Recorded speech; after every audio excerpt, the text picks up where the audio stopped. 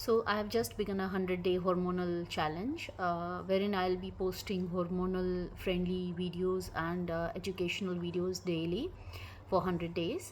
100 days સુધીને આજથી હું hormonal એજ્યુકેશનના videos જુદા જુદા ટોપિક્સ ઉપર શેર કરીશ આજથી.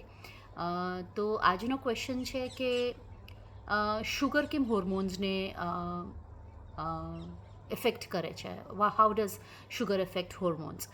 તો સિમ્પલ સ્ટેપ્સમાં હું કહું તો શુગર સ્પાઇક ઇન્સ્યુલિન સ્પાઇક કરે અને હોર્મોન્સ કેઓસમાં જતા રહે છે. So when you have sugar spike you have insulin spike and then you have hormonal chaos. High insulin increases belly fat and PMS.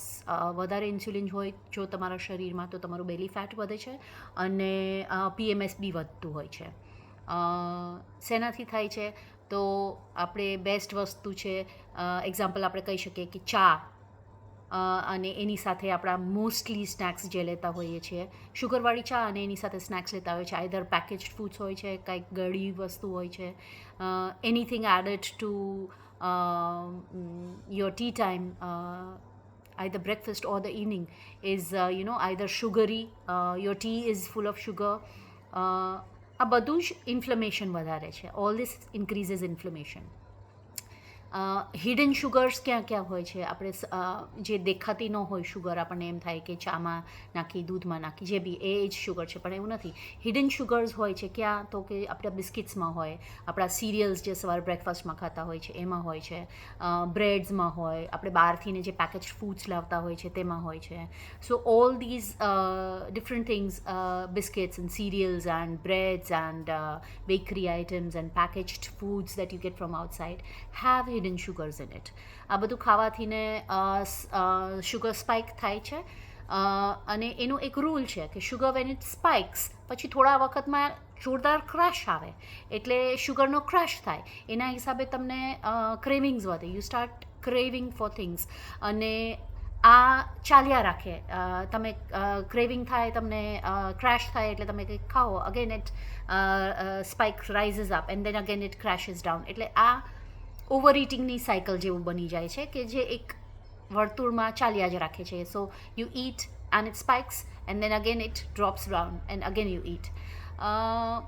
આથીને sugar બેલેન્સમાં પ્રોબ્લેમ્સ થતા હોય છે, અને શુગર ઇમ્બેલેન્સીસ થવાથીને તમને એન્ઝાયટી, મૂડ ડિપ્સ આ બધું થતું હોય છે.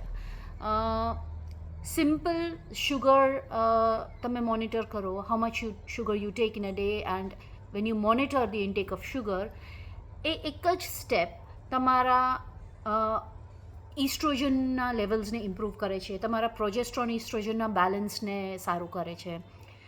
તો આપણે શું કરી શકીએ? તો શુગરી આઇટમ્સને આપણે પ્રોટીન બેઝડ આઇટમ્સ સાથે રિપ્લેસ કરી શકીએ. તમે કોઈ પણ બહારથી સ્નેક્સ લાવો પેકેટ, એના કરતાં તમે ઘરે સાદી જ તે આપણા દેશી ચણા હોય એની ભેળ કરીને જમો, મગ હોય એની ભેળ કરીને જમો, કે એની સાથે થોડુંક વેજીટેબલ્સ કટ કરીને નાખીને સાલડની જેમ જમો, ફણગાવેલા કઠોળની ભેળ જમો. આ બધા પ્રોટીન બેઝડ ઓપ્શન્સ થઈ ગયા, વિચ ઇઝ વેરી ગુડ, અને એ તમારા શુગરને સ્પાઇક નહીં કરે. Second thing is fruits. તો fruit is not the enemy, but eating the fruit alone is the enemy. Having fruit juices is the enemy. Always pair your fruit with some kind of nut, protein. So for example તમે કોઈ પણ fruit ખાધું તો એની સાથે થોડા ચપટી મુઠ્ઠીમાં આવે એટલા દેશી ચણા ખાઓ આપણા, આઈધર એની સાથે 4-5 બદામો ખાઈ લ્યો, આઈધર બીજા કોઈના પિસ્તા ખાઈ લ્યો, થોડા 4 to 5 કાજુ ખાઈ લ્યો, સમ ગુડ ફેટ.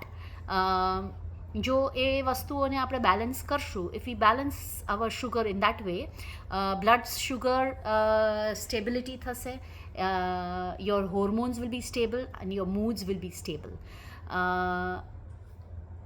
બધું જ આપણું રૂટીનમાં, નોર્મલમાં આવતું જશે if we balance one simple thing, that is balancing your sugar.